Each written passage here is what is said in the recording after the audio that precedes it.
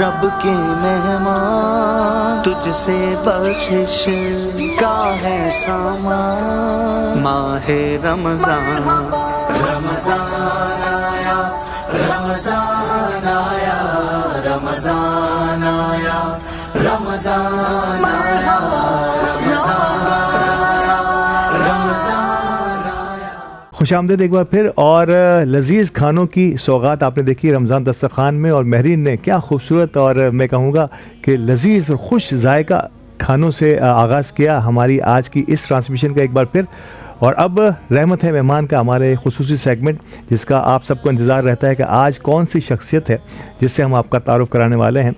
तो पाकिस्तान की तेज़ी से ग्रोइंग इंडस्ट्री में कहूँगा, सनत कहूँगा या शोबा कहूँगा, कैटल एंड डेयरी फार्मिंग। आजकल यकीनी तौर पर मैं और आप देख रहे हैं कि जिस तेज़ी से बहुत बड़े बड़े लोग जो हैं वो इस इंडस्ट्री की तरफ राग़िब हो रहे हैं, और नो डाउट ये ज़रूरत भी है, और शायद अब भी ये ज़रूरत पूरी नहीं हो रही, इसमें मज़ीद काम करने की बेपनाह ज़रूरत मौजूद है। और आहिस्ता आहिस्ता आहिस्ता आहिस्ता इस इंडस्ट्री को जिस अंदाज में, जिस उरूज पर हम देखने की कोशिश करेंगे।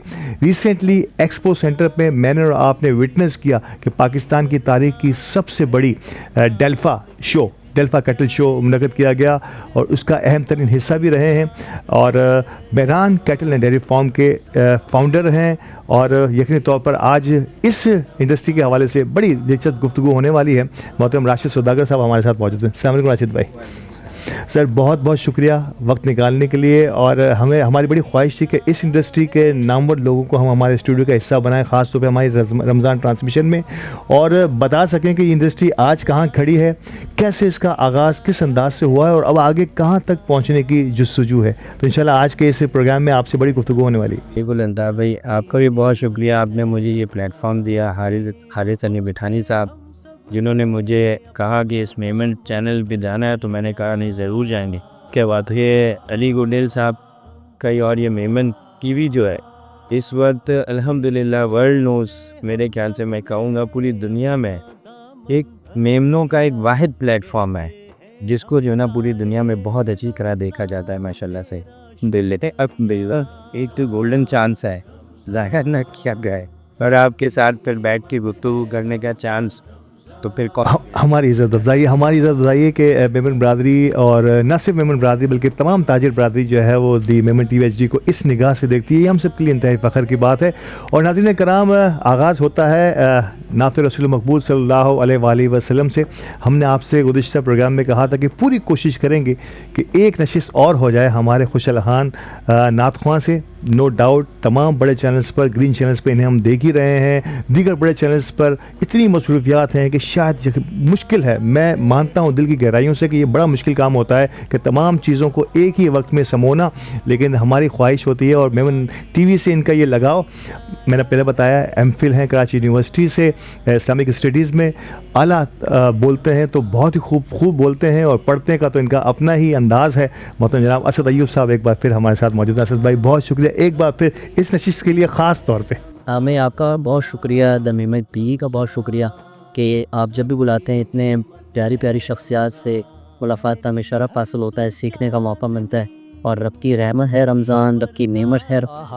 तो ये लम्हा तो हमारे लिए बाइस सादक है। फिर अब भाई से माशाल्लाह मुलाकात हुई है, और जो डेल्फा कैटल शो होता है उस हिसाब से जो मेहरान का नाम है, मेहरान कैटल्स का पाकिस्तान डेट बड़ा नाम है।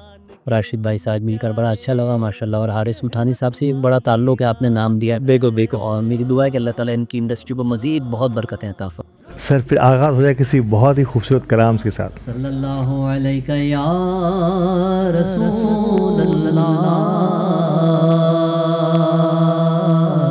व सल्लम अलैका या हबीब अल्लाह। कोई सलीका है आरज़ू का, ना बंदगी में मेरी बंदगी है,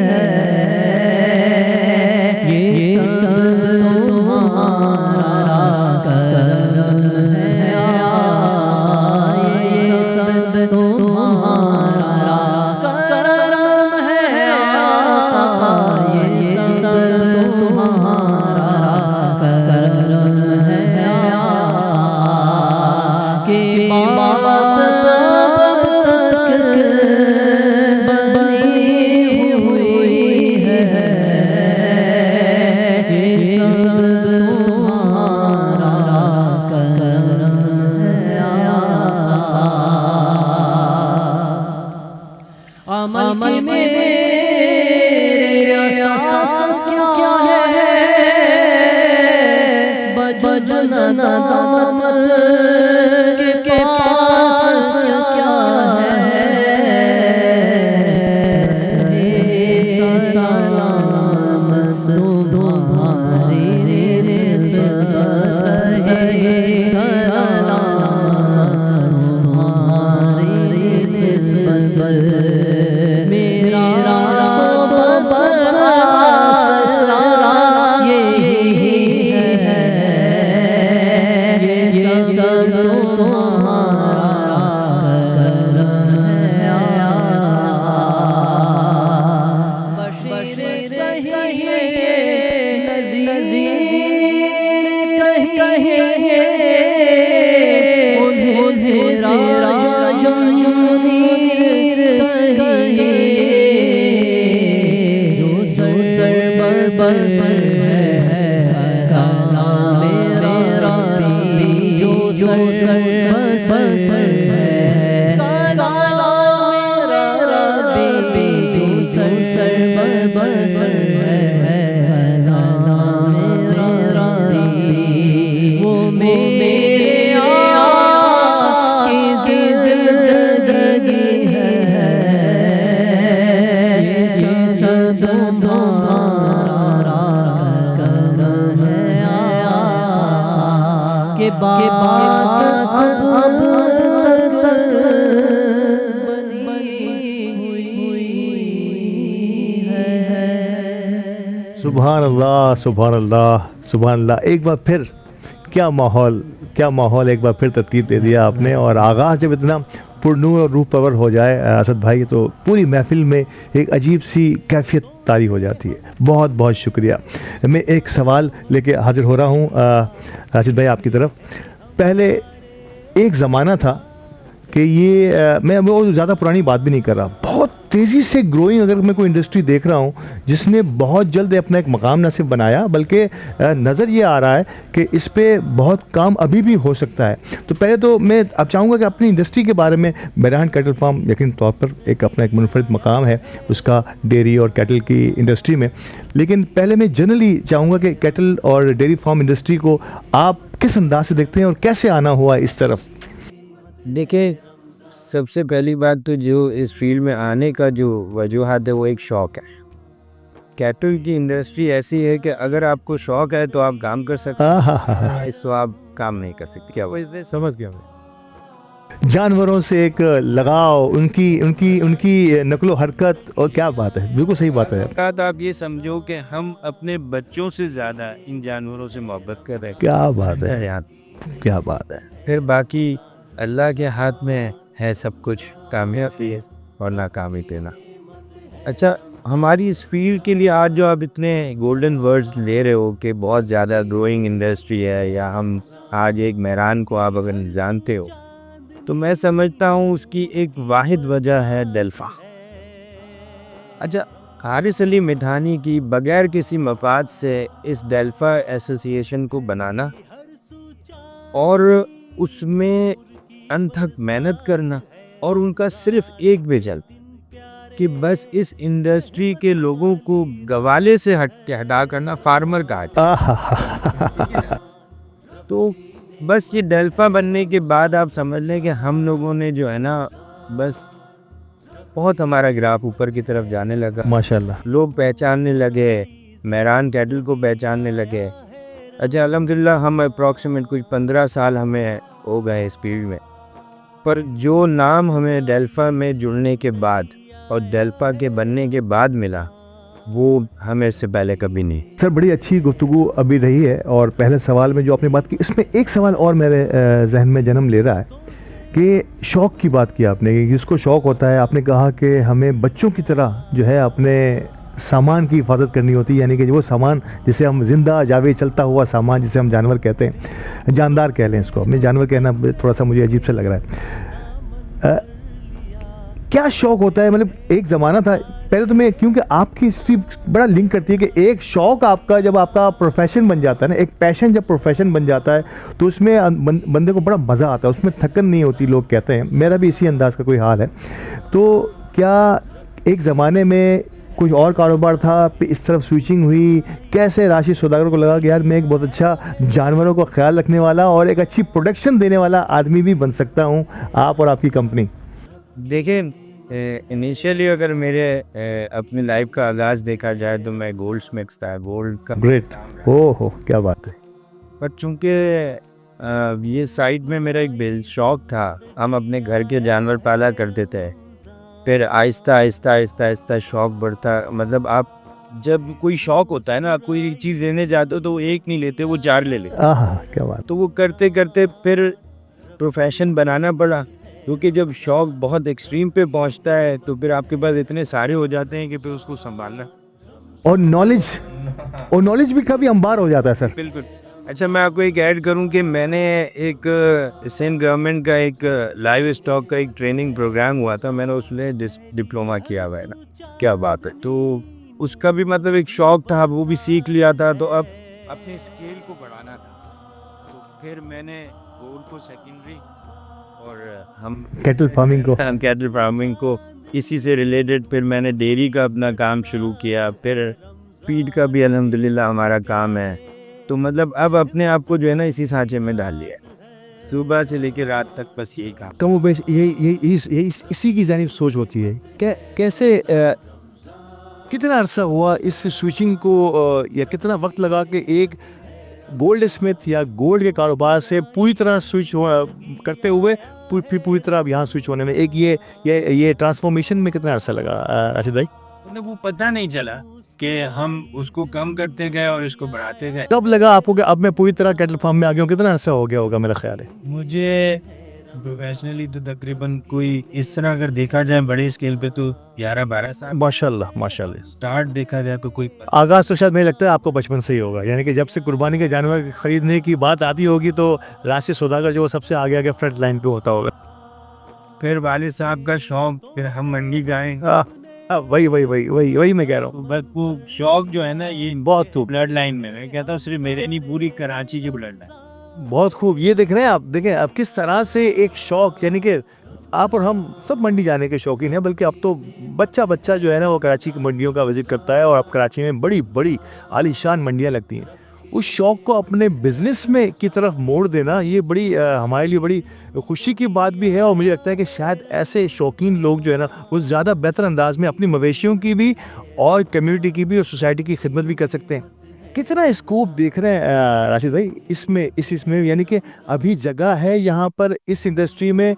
और क्योंकि आप डेल्फा से डायरेक्टली कनेक्टेड रहे, आप जो है उनके ब्रांड पार्टनर रहे, तो शायद जितनी नफ्स पे आपका हाथ है इस इंडस्ट्री की, तो यकीन तौर पे मेरान कैटल फार्म एक मोतबर तरीन नाम भी है।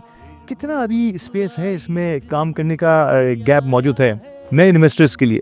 देखिए, स्पेस तो बहुत है, फील्ड बहुत ज़्यादा बड़ी है, ठीक है। मतलब खाली ऐसा नहीं है कि जानवर एक ले लिया उसको भेज दिया, बस ऐसा नहीं है। अच्छा, फिर उसमें हर किस्म की फील्ड साथ शामिल होती है। हम बाय प्रोडक्ट्स पे जाते हैं, हमारी फीड इंडस्ट्री अलग बन चुकी है, फिर डेयरी का सेक्टर बहुत बड़ा है, फिर इसमें गोट फार्मिंग है, और बहुत सारा अभी बहुत स्कोप है इस काम में। और अल्हम्दुलिल्लाह मैं ये कहता हूँ कि पहले जैसे मैंने कहा गवाले, गुज्जर और नागौरी, अब अल्हम्दुलिल्लाह मेमन भी मौका पुख्तर है और टफ टाइम देते हैं इन सबको, हालांकि वो पुराने हैं, जी तजुर्बेकार हैं। कुश्ती काम है।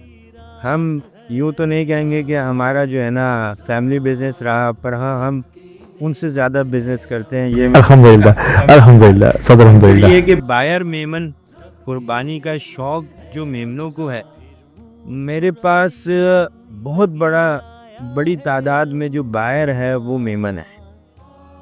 तो आपका फ्रेंड एंड फैमिली का सर्कल होता है, फिर उसमें आप देखते हो कि भाई मेमन इतना शौक रखता है, तो मेमनों के लिए तो बहुत बड़ा स्कोप है।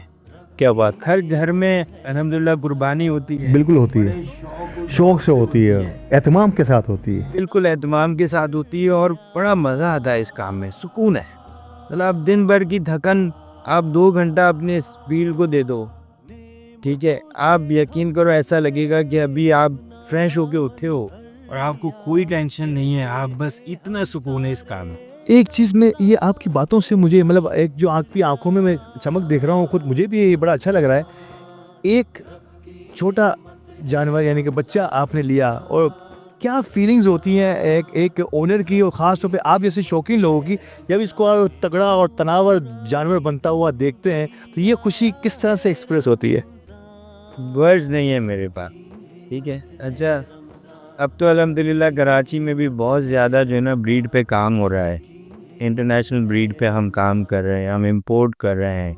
हमारी फील्ड के दूसरे लोग हैं, बड़े नाम हैं, जो कुछ अभी शामिल हुए हैं, कुछ पुराने हैं।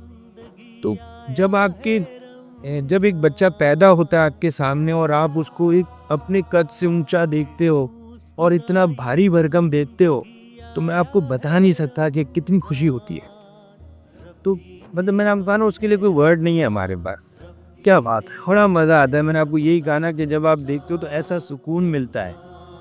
सारा दिन की थका करवा अल्लाह ही की ताकत है, हमारी कोई ताकत नहीं है। अल्लाह की मदद है जो हमसे एक इतनी सी नन्ही सी जान को इतना बड़ा करवा देती।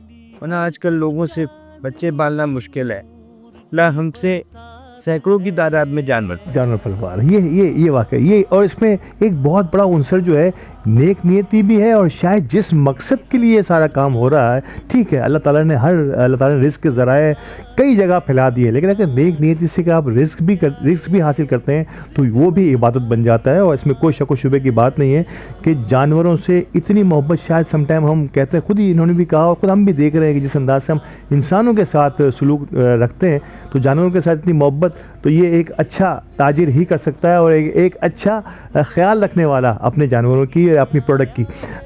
ब्रीड की बात की आपने, ये बड़ा इंपॉर्टेंट नुक्ता, ये मेरे जहन में नहीं था, ये बड़ी अच्छी बात की आपने कि अब जिस तरह पढ़े लिखे नौजवानों का या पढ़े लिखे लोगों का और फिर समझ के, जैसे आपने कहा कि आपने कुछ ऐसे टेक्निकल कोर्सेज भी किए जिसकी ज़रूरत पड़ सकती थी आपको, या आपको काम भी आ रहा होगा, तो कैसे देख रहे हैं कि अब रवायती अंदाज से जिस तरह से अब ये कारोबार हो रहा था, अब शायद इसमें टेक्नोलॉजी भी इन्वॉल्व हो गई है और कुछ नई चीज़ें, नई जिद्दत, दुनिया से आई हुई इंफॉर्मेशन जो है ना, इस पर भी काम हो रहा है? जी बिल्कुल। देखें, अब वो फार्मिंग नहीं रही कमेरो कि आप ये सोचो कि बस आपने उस एक बच्चे को ले लेना है और वही बाय प्रोडक्ट्स खिला के बड़ा कर देना, ऐसा नहीं है। हम टोटल न्यूट्रिशंस का ध्यान रखते हुए, मैक्सिमम फार्मर जो डेल्फा के अम्ब्रेला में है वो ऑर्गेनिक का ध्यान रखते हुए, ताकि ये जितना भी मीट हम आगे जो हमारे से आगे लोगों के पास जा रहा है वो खाने के बाद वो सेहतियाब हो। Total vaccinated, under control shades हैं, डॉक्टर्स की टीम होती है, फिर हम पढ़े लिखे जो फार्मर्स जो अब इसके अंदर इन्वॉल्व हुए हैं, जो इंटर हुए हैं इन फार्मिंग इंडस्ट्री में, उसने बिल्कुल ही शेप चेंज कर दिया है। फिर डेल्फा का एक आखिरी ए जो है ना, वो एडवांस टेक्नोलॉजी है। हाँ, क्या बात। कि वो फार्मिंग जो पहले होती थी कि एक तरीके से बैठे बस दूध निकाला, दूध बेचा, घर चले गए, नहीं। असल डेल्फा का मकसद है कि ये इससे बाहर निकलो और अपने काम को एडवांस करो, by products, value added products पे काम करो, ताकि आपका खाली मकसद दूध बेचना ना हो। जैसे दुनिया जिस लेवल पे काम करे ना, इंशाल्लाह आप जो डेल्फा का विजन है, इंशाल्लाह आप देखेंगे आगे जाकर कि हम बड़े से बड़े यूरोपियन कंट्रीज़ को हम लोग बीट कर रहे होंगे। ओह ग्रेट, इंशाल्लाह ग्रेट। ज़रूर। हारिस अली मिठानी साहब का कहना कि सिंगल कोई लालच हमें नज़र नहीं आती, सिर्फ इसके कि बस ये जो फील्ड है ना, ये इंडस्ट्री बंद है। देख रहे हैं आप कि अगर बेलोस खिदमत किसी भी जज्बे के तहत किसी भी कारोबार में किसी भी मकसद के लिए की जाए तो वो असर रखती है। और आज जो अल्फाज हारिस मिठानी साहब के लिए, डेल्फा के लिए, एक बहुत बड़े कैटल फार्मिंग का हिस्सा Mehran cattle and dairy farm अपने अल्फाज में बयान कर रहे हैं ना, तो ये इनकी इस शोबे के साथ अपनी सच्चाई है और इस पर बड़ी बात होनी है। मैं वक्फे के लिए मुझे कहा जा रहा है, वक्फे के बाद दोबारा हाजिर होते हैं और बहुत सारे सवालात मेरे जहन में जन्म ले रहे हैं कि इस फील्ड के हवाले से जितनी भी मालूमात हो वो आप सब तक भी पहुंचा सकूं, खुद मेरी मालूमात में भी इजाफा हो सके। हमारे साथ रहिएगा, रहमत मेहमान का ये सिलसिला जारी रहेगा। वक्फे के बाद दोबारा हाजिर होते हैं। रब के मेहमान तुझसे बख्शिश का है सामान, माहे रमजान, रमजान आया, रमजान आया, रमजान आया, रमजान रमजान आया, रमजान आया, रमजान आया। Country Builders and Developers present Country Naval View 2, which is located in Clifton near to Karachi Beach at 12 minutes away. Dolman Mall 10 minutes away. And Karachi Club just 5 minutes away. Your dream home is our masterpiece. Country Naval View 2, a project by Country Builders and Developers, where every detail defines perfection.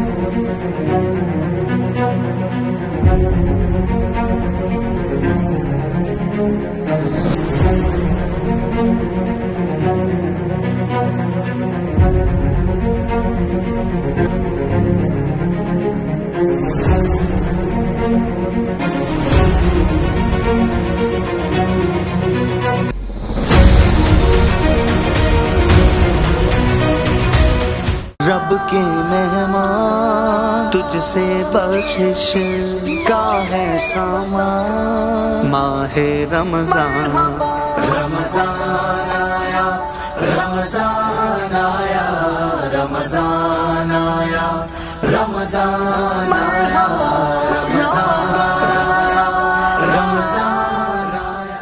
खुशामदीद और welcome back एक बार फिर रहमत है मेहमान में। और हमारे साथ Mehran cattle and dairy farm के मोहतरम राशिद सौदागर साहब मौजूद थे। बड़ी ही इन्फॉर्मेटिव गुफ्तगू, खुद मेरे लिए भी ये बड़ी इन्फॉर्मेटिव है और शायद हो सकता है कि आइंदा आने वाले दिनों में मैं भी किसी कैटल फार्म हाउस में आपको नज़र आ जाऊं। जितनी मालूमात मुझे आज राशिद सौदागर साहब से मिल रही है। राशिद भाई, एक सवाल जो मेरे जहन में बार बार आ रहा है कि सिंध और पंजाब के जो रूरल एरियाज़ जो थे, यकीनी तौर पर ये फार्मिंग के लिए बड़े आइडियल समझे जाते थे, और अब कराची के जो रिमोट एरियाज़ हैं उस पर एक बहुत बड़े बड़े फार्म हाउसेस जैसे आपके भी हैं और भी बहुत सारे हमारे साथी डेल्फा के बहुत सारे मेंबरान जो हैं उन्होंने बड़े बड़ी जगह एक्वायर की है। कैसे देखते हैं, पहले मैं सिंध और पंजाब का अगर तकाबली जायज़ा देखूँ तो इसको आप किस तरह से बाइफिकेट करते हैं क्वालिटी में, और नो डाउट कि इनकी जो निगहदाश्त है जानवरों की उसमें? देखिए, मैं ये कहूँगा कि अभी भी पंजाब जो है ब्रीड के मामले में, नस्ल के मामले में हमसे आगे, क्योंकि बहुत अरसा पंजाब के रूरल एरियाज़ के लोगों ने इसमें, क्योंकि उनका ज़रिया माशी है, बिल्कुल ही ठीक है। अच्छा, उस जानवरों को, नस्ल को पैदा करने में वो ज़रूर आगे, पर उनको पालने में कराची वालों से आगे कोई पे। ओह ग्रेट, ठीक है।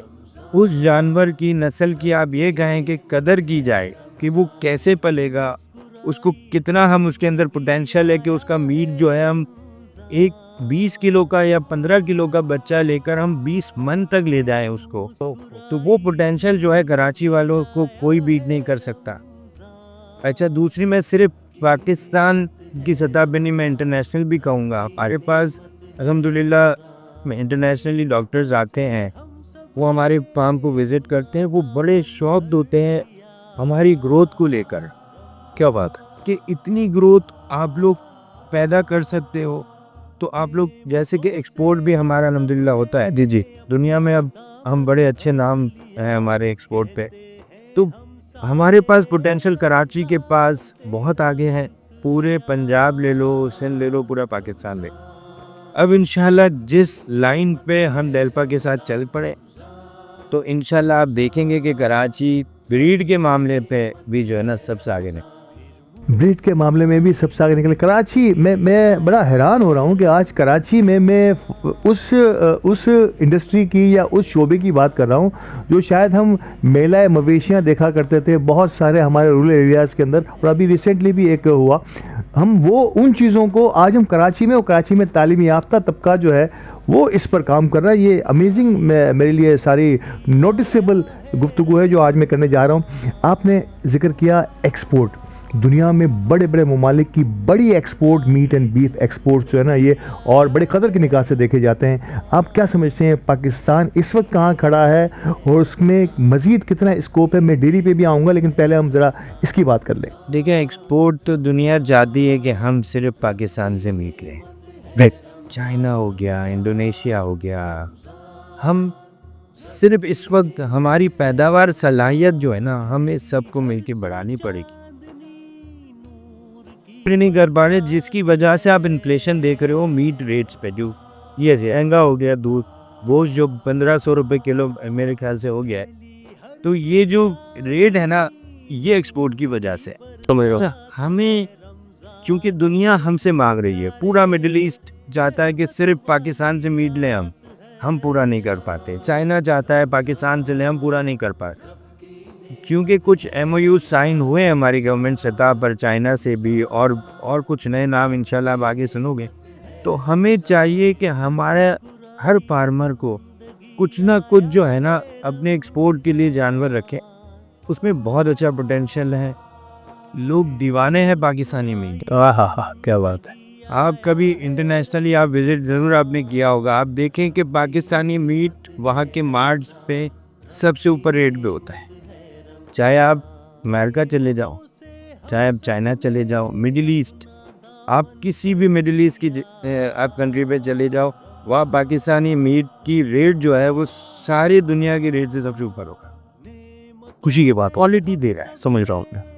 अच्छा, इन जानवरों की ब्रीडिंग के अलावा इनकी ग़िज़ा, क्या ये तमाम लोकली अकोमोडेट हो जाती है या इसके लिए हमें कुछ ज़रूरत पड़ती है उनको फरबा बनाने के लिए, उनको मज़ीद ताकत बख्शने के लिए और मोडालिटी रेट को कम करने के लिए?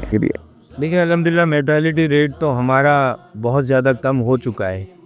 पहले की निस्बत देखा जाए तो हम अगर आज से 10 साल पहले भी चले जाएं तो उसके निस्बत आज हम लोग बहुत ज़्यादा कम परसेंटेज पर हैं।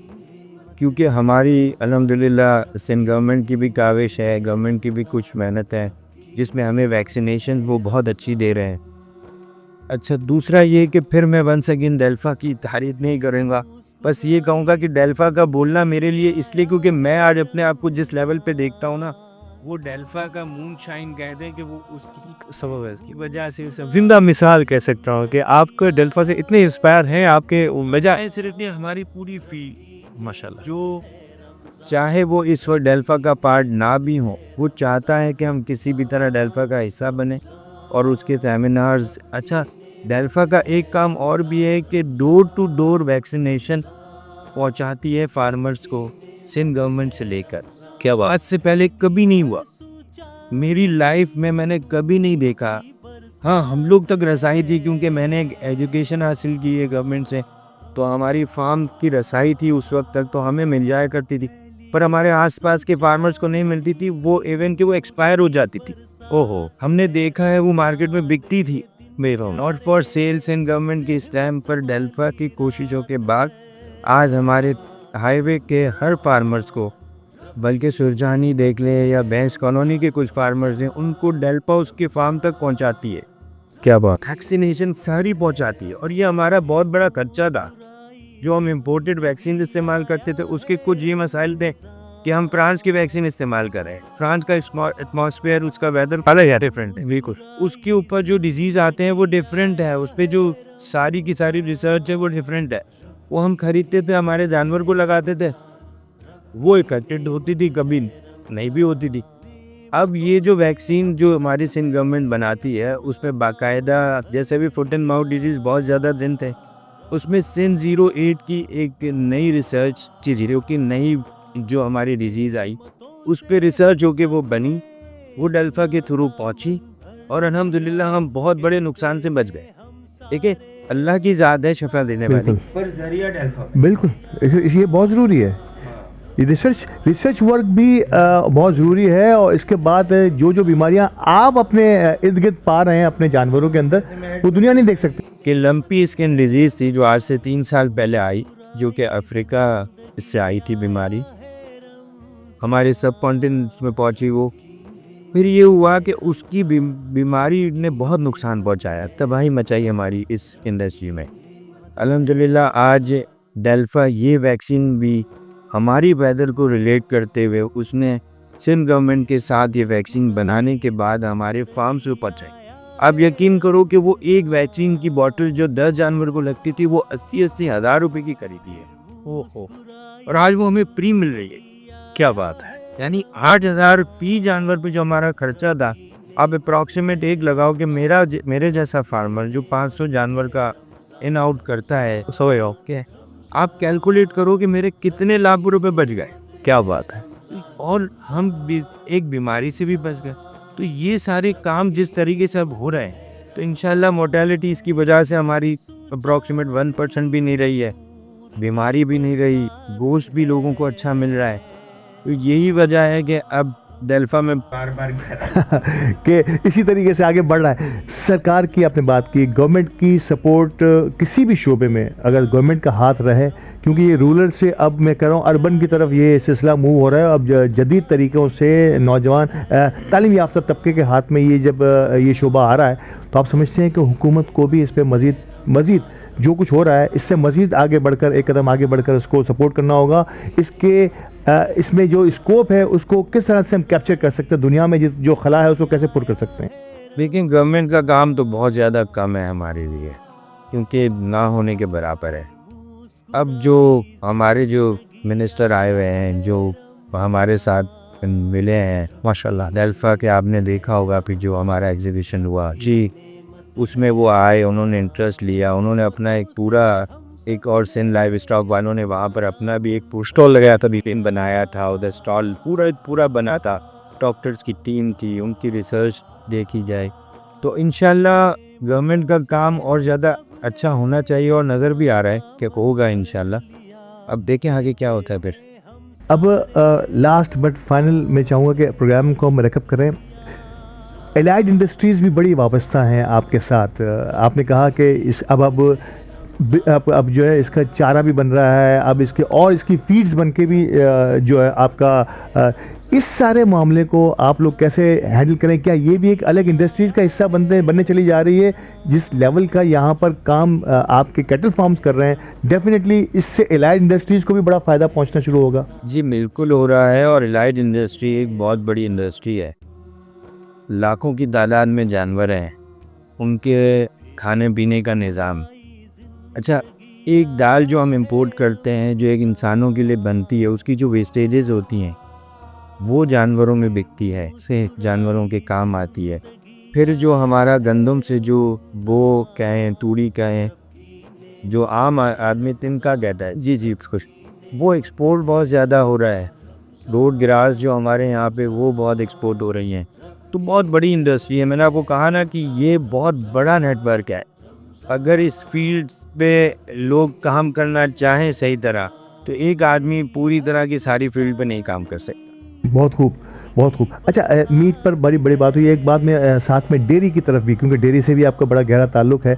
डेयरी फार्मिंग में कहा जाता है कि ये पैक दूध और खुला दूध ये सब मिला के देखा, अब भी दुनिया में भी इतनी डिमांड है इसकी कि शायद हम इसका कुछ % ही शायद काम कर रहे हैं। आप समझ रहे हैं कि इस पर भी मज़ीद इस पर भी जदीद तकाज़ों को सामने लाना होगा? सर देखें, बिल्कुल लाना होगा हमें। एक तो ये कि डेयरी का ये जो निज़ाम कहा जाता है टेट्रा पैक, जी अच्छा, हमने तो बचपन से ताज़ा दूध किया है। रिवाज भी जो है ना, हमारे सारे सर्कल में ज़्यादातर ताज़े दूध को ही पसंद किया जाता है। अच्छा, दूध ज़रूर मुदर होता अगर उसको ऐसे ही रखा जाता और पी लिया जाता। दूध में जो टेट्रा पैक की निस्बत अगर मैं कंपीट करूं, ये तो टेट्रा पैक में जितना दूध वो बेचते हैं ना, इतनी उनके पास पैदावार नहीं। हमारा जो दूध का एक आम दुकानदार है, हम घर लाते हैं, उसको बॉईल करते हैं, उसमें से 10 चीज़ें बन जाती है। ये बिल्कुल सही, और दूध बहुत सेहतमंद है ये वाला। अच्छा, इसमें कुछ चीज़ें हैं जो फार्मर्स की कुछ हैं कि आप जो इंजेक्शन इस्तेमाल हैं आप उससे थोड़ा सा अवॉइड करो, काऊ मिल्क की तरफ थोड़ा सा आएँ, क्योंकि बुफैलो मिल्किंग जो है ना वो कभी भी मिल्किंग के लिए नहीं है, ड्रिंकिंग के लिए नहीं। ओह रेट, उससे आप वैल्यू एडेड प्रोडक्ट्स बना सकते हैं। और काऊ मिल्क जो है ना बहुत अच्छा है, उसमें कैल्शियम रेशो अच्छा है, उसमें फैट रेशो कम है, वो फ़ायदेमंद है एक ह्यूमन बीइंग के लिए। इंसानी जिस्म के लिए बड़ा फायदेमंद है। वो हर वो चीज़ें जो उनको जितनी भी न्यूट्रिशन चाहिए, अमूमन बहुत रिच कैल्शियम है उसके अंदर, तो पूप दूध पीना चाहिए और ताज़ा पीना चाहिए। और ख़ास तौर पे हमारी जो फीमेल्स हैं, जो बच्चियाँ हैं, जी बिल्कुल। उनको ये कंपलसरी करना चाहिए दूध का इस्तेमाल। अच्छा, मैं इसलिए नहीं कह रहा कि मेरी फील्ड, मैं इसलिए कह रहा हूँ कि ये फ़ायदेमंद देखो।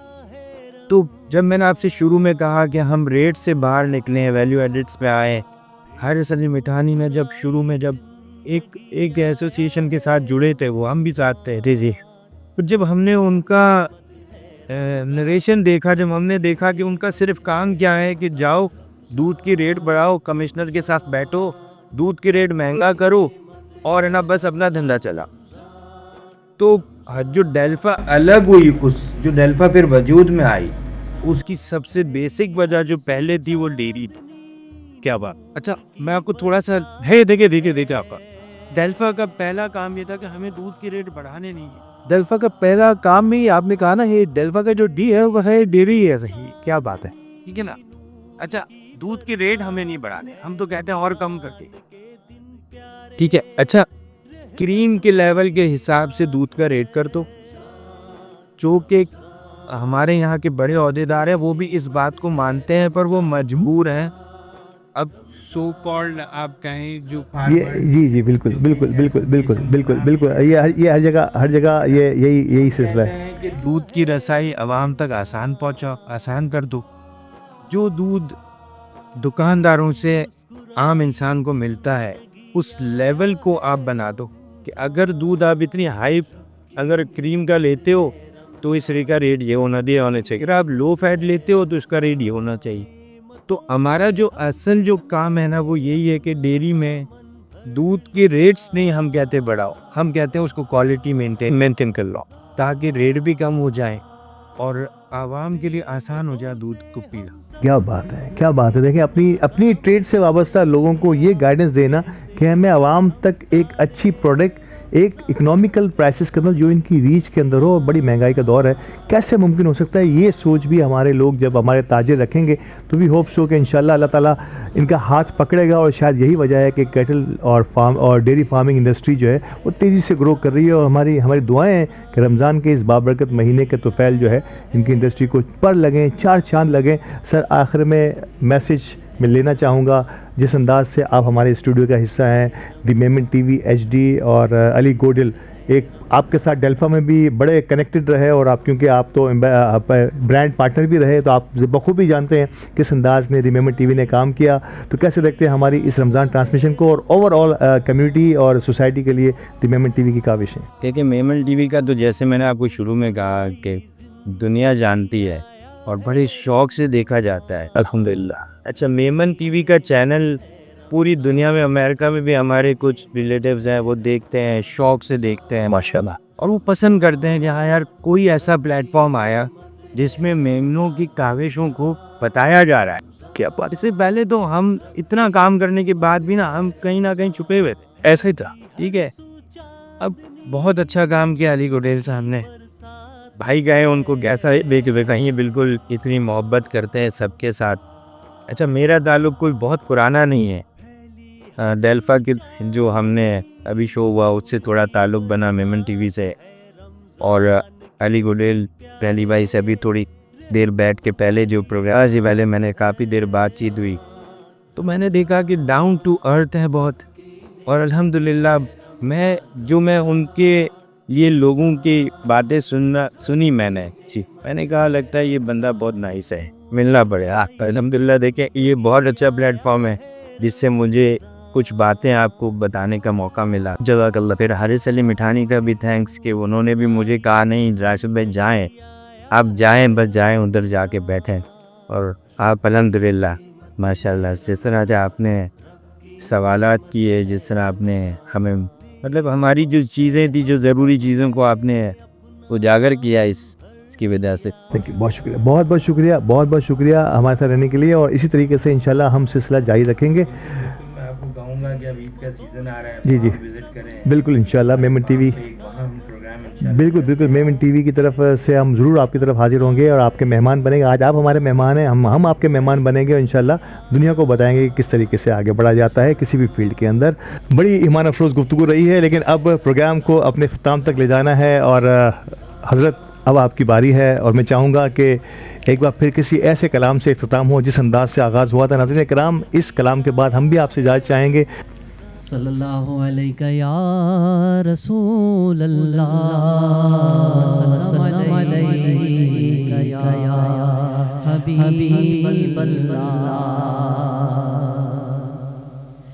इस करम का करूं शुक्र कैसे अदा, इस करम का करूं शुक्र कैसे अदा, जो करम मुझे मेरे नबी कर दिया। मैं सजाता था सरकार की महफिल, मैं सजाता था सरकार की महफिल।